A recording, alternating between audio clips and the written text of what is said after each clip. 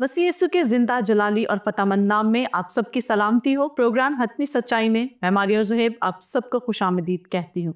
उम्मीद करती हूँ कि आप सब खैरियत से होंगे और खुश होंगे और हमारे प्रोग्राम को देखते होंगे। इसके लिए हम आपकी शुक्रगुजार हैं। जब आप हमसे सवालात करते हैं हम आपके नहायत शुक्रगुजार हैं। आज भी इसी तरह के कुछ क्वेश्चंस हैं जो हम आपके साथ शेयर करेंगे। ज़फ़र इकबाल साहब की पोस्ट है जिस पे आज हम बहस करेंगे। हमारे साथ गुफ्तगू करने के लिए हमेशा की तरह हमारे साथ मौजूद हैं जनाब पादी शफीक कंवल साहब। इससे पहले कि हम प्रोग्राम को आगे बढ़ाएं उनको वेलकम करते हैं। सर, आज के शो में हम आपको वेलकम करते हैं। शुक्रिया। ज़फ़र इकबाल साहब की पोस्ट जिसका उन्वान है, क्या नासरत का यीशु मसीह मौऊद है? सर, इसका पहला सवाल मैं आपसे करना चाहती हूँ। अगर नासरत का यीशु ही यहूदी सहाइफ का मसीह मौऊद है तो यहूदी सहाइफ के असल अमीन यानी यहूदियों को गुज़श्ता 2000 साल से कायल करना चर्च के लिए क्यों नामुमकिन है? इसको एक्सप्लेन कीजिएगा। शुक्रिया। आपका टॉपिक ये है कि क्या नासरत का यीशु ही मसीह मौऊद है और फिर यहूदियों को जो इन सहाइफ के असल अमीन थे इनको कायल करना इतना मुश्किल क्यों है। मैं पहले तो ये बताता चलूँ कि ये बात दुरुस्त है कि यहूदियों को कायल करना इतना ईजी नहीं है, लेकिन साथ ही यहूदियों का केस भी सुन लें। पहली बात कि यहूदी सिर्फ बाइबल को नहीं मानते थे, जिन्होंने अपनी मर्जी से रवायात की किताब मुरतब कर ली थी और मसीह यीशु ने उन रवायात को रद्द कर दिया था कि तुम बेफ़ायदा मेरी परस्तश करते हो क्योंकि इंसानी अहकाम की तालीम देते हो और अपनी रवायात से खुदा के हुक्म को टाल देते हो। पहले तो इस डिफेक्ट का पता होना चाहिए कि जो वो कर रहे थे, और चूंकि उन्होंने खुदा के कलाम के मुकाबल 2-3 और किताबें साथ रख ली थी जिनका खुदा के साथ कोई ताल्लुक नहीं है, तो लामहला तफसीर में गलती का इम्कान है। इसीलिए पौलुस रोमियो 10वें बाब की पहली आयत में लिखता है कि मैं यहूदियों की खातिर गवाही दे सकता हूँ कि वो खुदा के नाम की गैरत तो रखते हैं मगर समझ के साथ नहीं। ये पौलुस कह रहा है जो खुद यहूदी है और कन्वर्ट होकर क्रिश्चियन हुआ, उसने कहा उनकी अंडरस्टैंडिंग दुरुस्त नहीं है। तो ये दो बातें हमेशा आपके जहन में रहनी चाहिए। तीसरी बात यहूदियों की जो उनके लिए बड़ा प्रॉब्लम है, और जो भी यहूदी कहता है कि मैं कट्टर यहूदी हूँ और मैं मसीहत के खिलाफ हूँ और मैं मसीह को मसीह मौऊद नहीं मान रहा, तो उसके लिए एक बहुत बड़ा चैलेंज अभी भी खड़ा है, क्योंकि ओल्ड टेस्टामेंट अपनी ज़ात में कंप्लीट नहीं है। उसमें 430 ऐसी पेशगोइयाँ हैं जो फ्यूचर के किसी वाक़े की तरफ इशारा करती, और वो अभी अपनी तकमील के लिए तशना-लब है। ओल्ड टेस्टामेंट आपने बैठ के इसको कहीं सेटल करना है कि हाँ जी ये हमारा मंसूबा कंप्लीट हो गया, तो वो तो कंप्लीट नहीं हुआ। ओल्ड टेस्टामेंट जब तक आप ओल्ड टेस्टामेंट पे टिके हुए हैं तो आप तशना-लब है। तो ये यहूदियों के अपनी जगह पर मसाइल हैं, उन मसाइल को नज़रअंदाज किए हुए आपका सवाल जो है ना बेमानी हो जाता है। अब आ जाएं कि यहूदियों को कायल करने के लिए कि ये वही मसीहा है जिसके बारे में ओल्ड टेस्टामेंट बोल रहा था। चर्च तो 2000 साल से कोशिश कर रहा और वो कायल हो नहीं रहे। इस पे भी बात कर लेते हैं। बिल्कुल ये दुरुस्त बात है कि ओल्ड टेस्टामेंट में जिस मसीह के बारे में बोला गया, पेशगोइयाँ की गई, वही मुजस्सम होकर ज़मीन पर आ गया था और लोगों ने उसको पहचाना, और पहचानने वाले भी यहूदी थे। और जिन यहूदियों ने उसको पहचाना कि ये वही है, आप देखेंगे कि बहुत बड़ी स्टेटमेंट वो जारी करते थे जो यहूदी के लिए मुमकिन नहीं है। यहूदी कहता है यहोवा हमारा खुदा है, और जिस तरह मुसलमान कहते हैं कि खुदा के अलावा कोई उसके सामने खड़ा कर दिया जाए तो ये शिरक है। ये तालीम यहूदियों की थी, लेकिन वो मसीह को जब उन्होंने समझ लिया कि ये वही मसीह है तो उसको कहा अय मेरे खुदावंद, अय मेरे खुदा, फिर वो क्रिश्चियन होता था। और एक बड़ी तादाद थी जो مسیحی ہو گئی یہودیوں کی. پھر 430 پیش گوئیاں، تھوڑی پیش گوئیاں نہیں ہیں، 430 پیش گوئیاں. یسایہ 35 باب میں خدا کے الفاظ ہیں کہ میں تجسم اختیار کر کے آؤں گا. استثناء 18ویں باب اور یسایہ 35 کو ملا کے اگر آپ پڑھیں تو آپ کو پتہ چلے گا کہ خدا کے ذہن میں یہ بات تھی کہ وہ تجسم اختیار کر کے ایک انسانی شکل میں نبی بن کر آئے گا، میڈیٹر کے طور پر آئے گا، کیونکہ کوہ حورب پر جو تجربہ ہوا تھا وہ یہودیوں کے لیے قابل قبول نہیں تھا. تو یہ خدا نے ایک طریقہ نکالا ہوا تھا. اور یسایہ 35 باب میں لکھا کہ میں خود آؤں گا. اور پھر اسی لیے جب یوحنا نے ایک وفد بھیجا کہ آنے والا تو ہی تھا یا ہم کسی اور کی راہ دیکھیں، تو مسیح سمپل جواب دے سکتے تھے، ہاں میں وہی ہوں. لیکن انہوں نے اس سے بھی خوبصورت جواب دیا کہ جاؤ اس کو بتا دو کہ اندھے دیکھتے ہیں، لنگڑے چلتے ہیں، گونگے گیت گاتے ہیں، اور لنگڑے ہرن کی طرح چوکڑیاں بھرتے وغیرہ وغیرہ، یہ سب کچھ مردے زندہ کیے جاتے ہیں. یوحنا کو لازمی سمجھ آ گئی ہوگی کہ یہ یسایہ 35 والی شخصیت آ چکی ہے. تو پھر ایک بات کہ کماری حاملہ ہوگی، یہ بھی ایک یونیک قسم کی پیش گوئی تھی. اور پھر ہم دیکھتے ہیں کہ مریم کے پاس جب فرشتہ ہے اس کو میسج دیا کہ تیرے یہاں بیٹا ہوگا، تو اس نے کہا یہ کیسے ہو سکتا ہے، میں تو کماری ہوں، میں تو کسی مرد کو نہیں جانتی. اب دیکھیں نا، اتنی سمجھ اس کو تھی. پھر فرشتے نے اس کو ایکسپلین کیا کہ روح القدس تو تجھ پر سایہ ڈالے گا، ٹھیک ہے، پھر تو حاملہ ہوگی، اس سبب سے وہ مولود مقدس خدا کا بیٹا کہلائے گا. زبور 22 کے اندر 16 باتیں، 16 پیش گوئیاں ایک زبور کے اندر، اتنی بڑی تعداد، آپ حیران رہ جائیں گے. اور جس میں خصوصی طور پر میں بتانا چاہوں گا کہ نیو ٹیسٹامنٹ میں مسیح کی کروسیفکشن کی بہت ڈیٹیل ہے. ہاتھوں پر کیل ٹھوکے گئے، سر پر کانٹوں کا تاج، اس کو کوڑے مارے گئے، سلیب دیا گیا، سب کچھ ہے. لیکن پاؤں میں کیل ٹھوکے گئے یہ ذکر نہیں ہے. زبور 16 یہ بھی بتاتا ہے کہ اس کے پاؤں بھی چھیدے گئے. ٹھیک ہے، تو یہ ساری باتیں پوری ہوتی ہوئی نظر آتی ہے. اور پھر بھی ہم کہیں کہ نہیں جی یہ وہ مسیحا نہیں ہے، یہ بالکل وہی مسیح ہے. اس لیے جو اولڈ ٹیسٹامنٹ کے پڑھنے والے جو اسکالرز تھے، جو شرح کے عالم تھے، وہ مخالفت بھی کر رہے تھے، لیکن ان میں سے بھی لوگوں نے مسیح کو قبول کیا.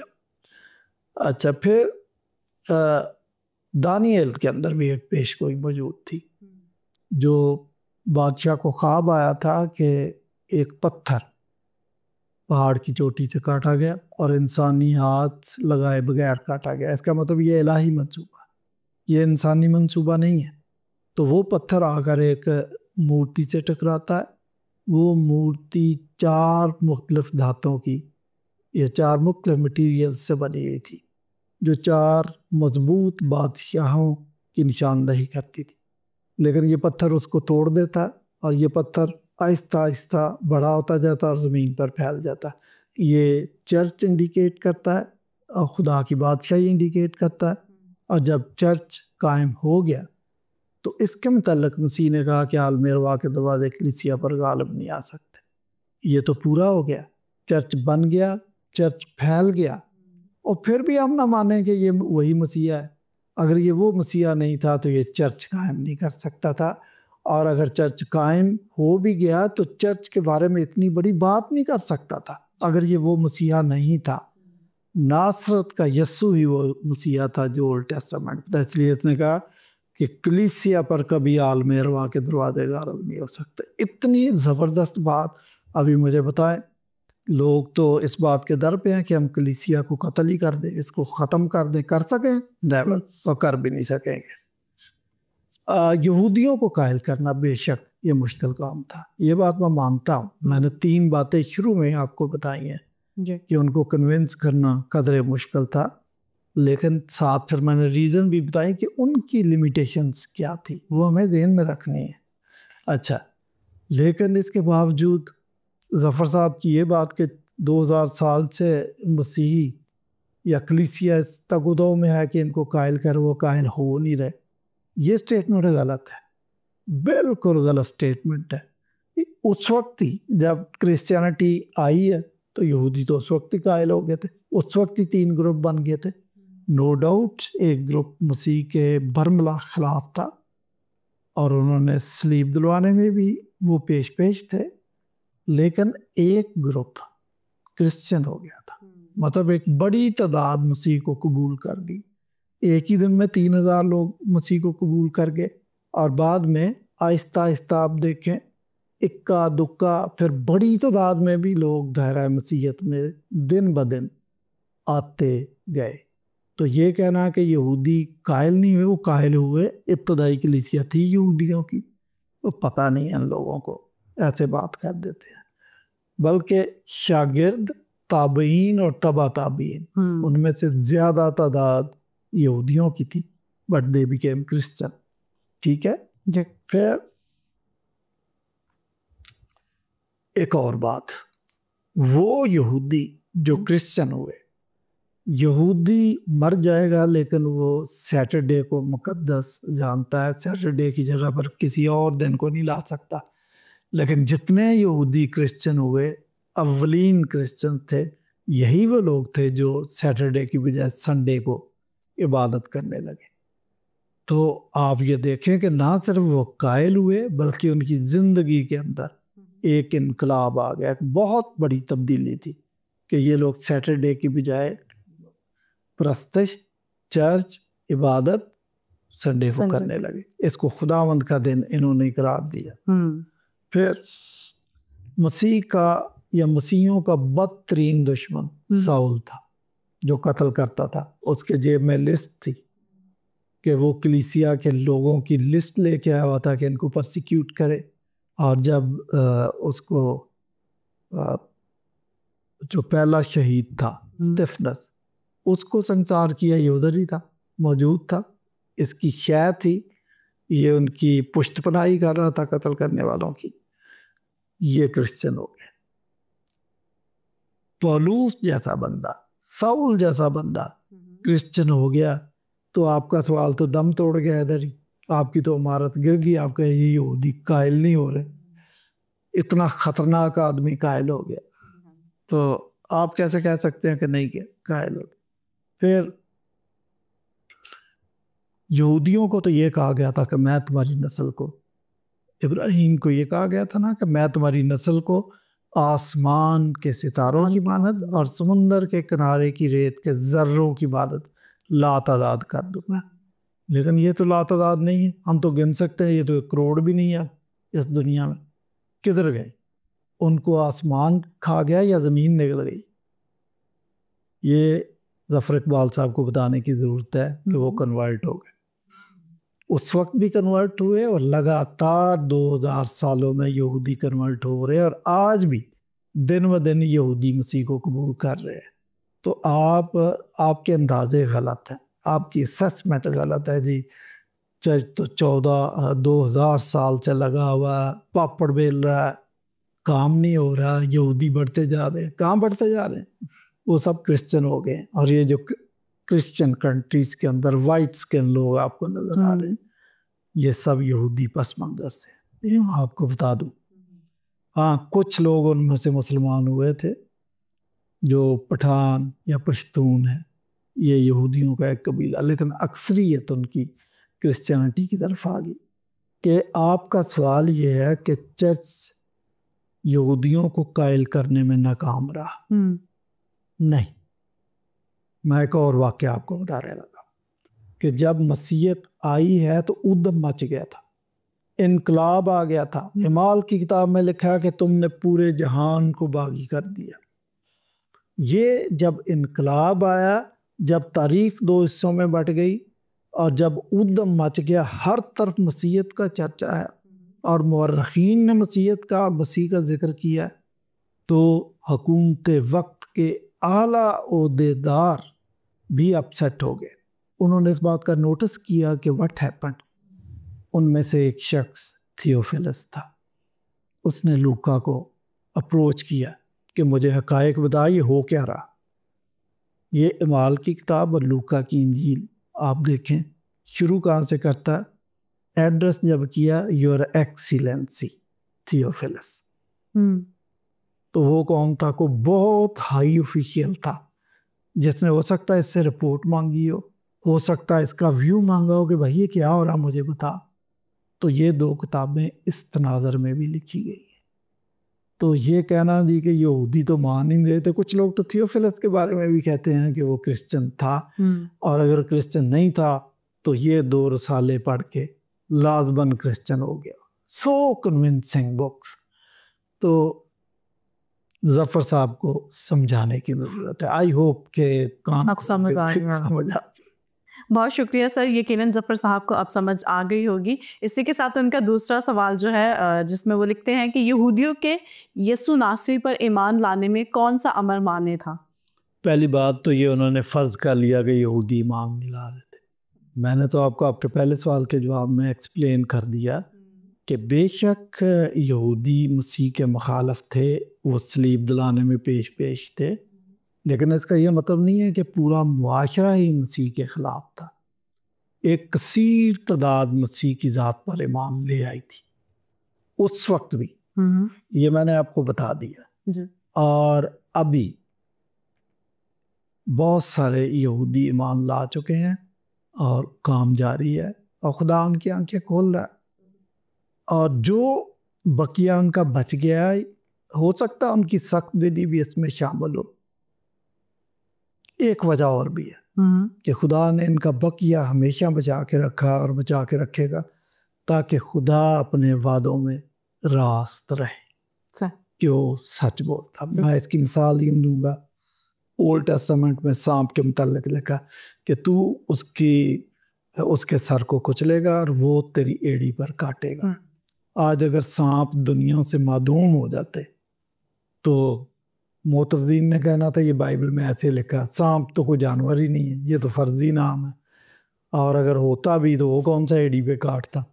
اس لیے اچھا ہے کہ سانپ موجود ہے، اور زہریلے سے زہریلا سانپ موجود ہے، اور وہ زیادہ تر کاٹتا بھی ایڑی پہ ہی ہے یا ایڑی کے ایریے میں کاٹتا ہے. تو بائبل کی بات اس کا مدد سچ ہے. تو یہودیوں کو بھی اس لیے بھی رکھا گیا. اب آپ کا سوال کسی حد تک یہ معقول سوال ہے، لیکن بات مکمل نہیں ہے اس میں کہ جی یہودیوں کے یسوع ناصری پر ایمان لانے میں کون سا امر مانے تھا. یقیناً کچھ لوازمات تھے، کچھ باتیں تھیں جو یہودیوں کو روک رہی تھی ایمان لانے سے. بالکل وہ باتیں ہیں. مثلا کہ مسیح یسوع کے خدائی دعوے. مسیح یسوع نے کہا کہ جو روٹی آسمان سے اتری میں ہوں، قیامت اور زندگی میں ہوں، راہ حق اور زندگی میں ہوں، اچھا چرواہا میں ہوں، انگور کا حقیقی درخت میں ہوں، ہے نا، اس قسم کی بات، دنیا کا نور میں ہوں، خدا کا بیٹا میں ہوں. تو اس سے پیشتر کہ ابراہیم تھا میں ہوں. یہ ایسے دعوے تھے جن سے پتہ چلتا تھا کہ وہ خدائی دعوے کر رہے ہیں، اور یہودی خدائی دعوے پسند نہیں کرتے تھے. ان کے دماغ میں ایک بات بیٹھی ہوئی تھی کہ انسان خدا نہیں بن سکتا، اور وہ مسیح کو انسان کے حوالے سے جانتے تھے کہ یہ یوسف کا بیٹا ہے، مریم کا بیٹا ہے، اور اس کے بہن بھائی وغیرہ وغیرہ. اس سے آگے وہ دیکھ نہیں سکتے تھے. تو وہ خدائی دعووں پہ مسیح پہ کفر کا فتویٰ لگاتے تھے. یونا کی انجیل میں ان کا بیان ریکارڈ ہے کہ یہ جب اپنے آپ کو خدا کے برابر ٹھہراتا ہے، ہاں یہ اپنے آپ کو جب خدا کا بیٹا کہتا ہے یا خدا کو خاص اپنا باپ کہہ کر پکارتا ہے تو دراصل اپنے آپ کو خدا کے برابر ٹھہراتا. ان کی دانست میں یہ کفر تھا، یہ بلاسفیمی تھی. اور بلاسفیمی کی سزا جس طرح مسلمانوں کے نزدیک سنسار کر دو، مار دو، قتل کر دو، وہ بھی یہی سوچتے تھے کہ قتل کر دو. تو پہلی بات کہ انہوں نے مسیح کے خدائی دعوے اپنے کانوں سے سنے، اس لیے وہ مسیح کے خلاف تھے، وہ اس کو خدا ماننے کے لیے تیار نہیں تھے. جبکہ مسیحیت کی سب سے پہلی ڈیمانڈ یہ ہے کہ جب آپ کرسچن ہو گئے ہیں تو آپ مسیح کو اپنا خداوند مانیں گے. دوسری بات کہ یہودی صدیوں سے اقوام عالم کے خلاف تھے، غیر قوم کو حرام جانور کے برابر سمجھتے تھے، اور مسیح غیر اقوام سے اپنی پینگیں بڑھاتے تھے، بلکہ غیر اقوام کے ایمان کی تعریف بھی کر دیا کرتے تھے. یہودیوں کو یہ پسند نہیں تھا، اس لیے وہ مسیح کے خلاف تھے، اور یہی بات ان کو صلیب کی طرف آنے سے روکتی تھی۔ تیسری بات کہ مسیح یسوع یہودیوں کی سرزنش کر دیتے تھے، تم تو صرف فیدی پھری قبریں ہو، ہے نا، وغیرہ وغیرہ، اور بھی مسیح اس قسم کی باتیں ان کو کر دیتے تھے، اور یہ بات بھی ان کو پسند نہیں تھی۔ وہ تو اپنے معاشرے کے، اپنے وقت کے معزز ترین لوگ تھے، اور پہلی دفعہ انہوں نے سنا کہ کوئی شخص ایسا آ گیا جو ہمیں بھی ڈانٹ پلا دیتا، اس لیے وہ پریشان تھے۔ مسیح یسوع نے برملا ان کی روایات کو رد کر دیا، اور یہودیوں کے لیے جو ان کی روایات تھی وہ تو ان کی جان تھی۔ وہ تو بائبل کو اتنا اہمیت، اولڈ ٹیسٹامنٹ کو اتنی اہمیت نہیں دیتے تھے جتنی اپنی روایتوں کو دیتے تھے، مشنا اور تالمود کی باتوں کو جتنا وہ اہمیت دیتے تھے۔ اور مسیح یسوع ان کے روبرو، ان کے بالکل سامنے کھڑے ہو کے کہہ دیا کہ یسایہ نے تمہارے جیسے لوگوں کی بابت درست کہا کہ تم بے فائدہ میری پرستش کرتے ہو کیونکہ انسانی احکام کی تعلیم دیتے ہو، تم اپنی روایتوں سے خدا کے حکم کو ٹال دیتے ہو۔ اور یہ بات بھی ان کو پسند نہیں تھی۔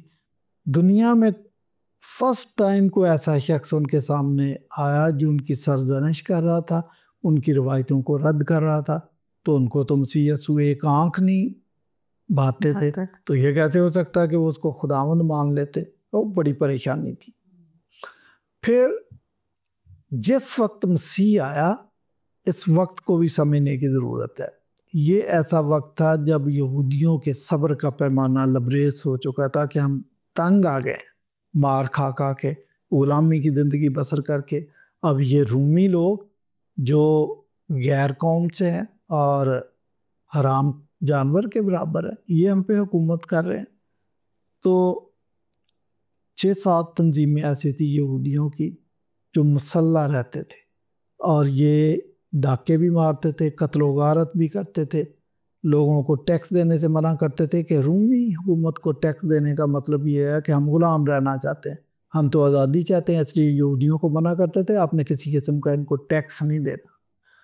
تو اس لیے یہ تشدد پر یقین رکھتے تھے، ان کے دماغ کے اندر یہ بات پھیلی ہوئی تھی کہ ہم رومیوں سے اگر آزادی لیں گے تو طاقت کے بل بوتے پر اور تلوار کے دور پر قتل و غارت کر کے، ان کی حکومت کی بنیادیں کھوکھلی کر کے ہم آزادی لیں گے۔ اس لیے مسیح یسوع ان کو کسی طریقے سے پسند نہیں آیا، کیونکہ مسیح یسوع نے کہا کہ اگر کوئی تمہارے دائیں گال پر تھپڑ مارے تو بایاں بھی اس کی طرف پھیر دے، اپنے دشمن کے لیے دعا کرو۔ یہ بات یہودیوں نے فرسٹ ٹائم سنی تھی، یہ ان کی فلسفی کے خلاف تھی، یہ ان کی تھیالوجی کے خلاف تھی۔ بھائی یہ بندہ کدھر سے آ گیا؟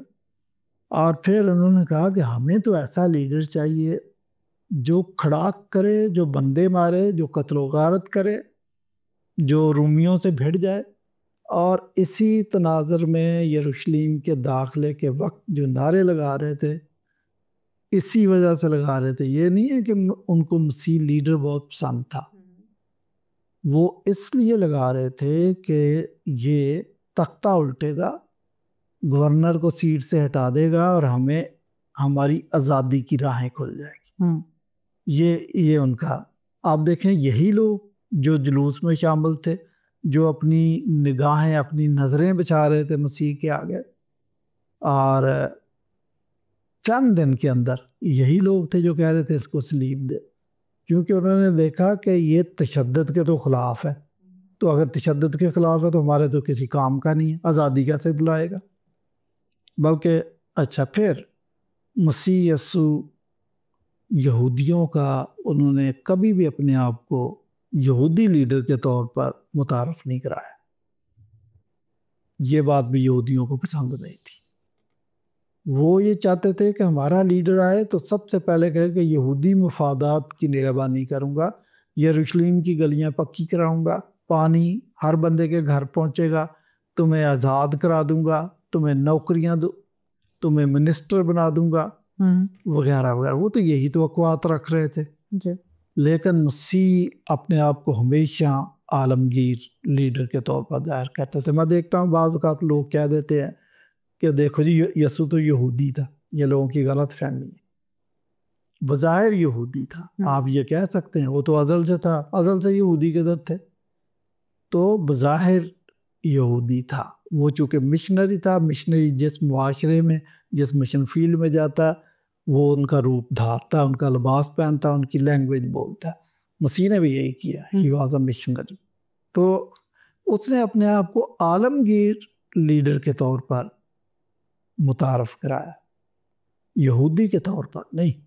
مطلب اگر گناہگار کے لیے کر رہا تو وہ دنیا کے کسی کونے میں بھی ہو تو وہ اس کی مدد کرنا چاہتا ہے. پھر یہ پڑوسی والی مثال بھی جو دی ہے تو وہ بھی اس نے یہ نہیں کہا کہ یہودی تمہارا پڑوسی ہے، بلکہ جہاں بھی کوئی شخص اس کا تعلق کسی قوم قبیلے سے ہے، وہ ضرورت مند ہے تو وہ آپ کا پڑوسی، آپ نے اس کی مدد کر.